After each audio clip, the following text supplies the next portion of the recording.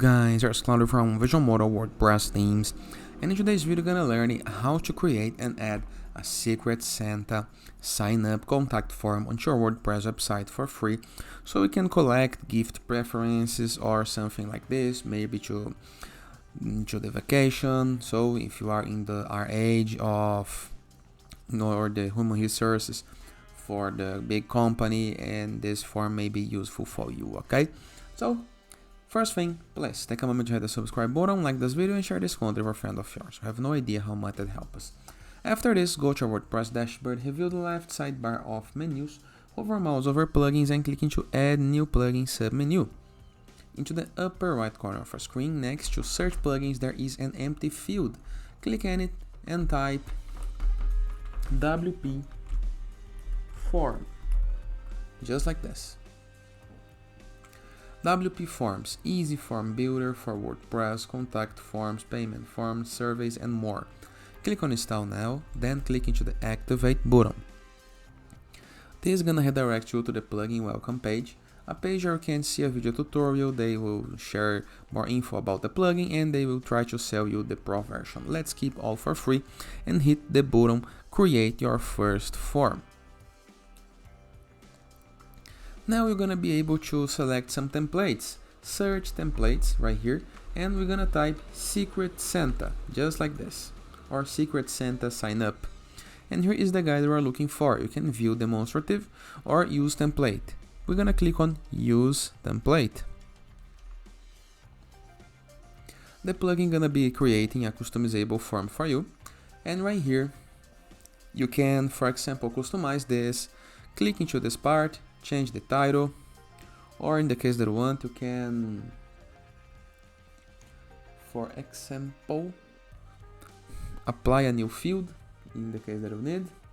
For example, numbers slider, caption, checkboxes. We can apply a drop down, just like this. And to drop down, how many gifts?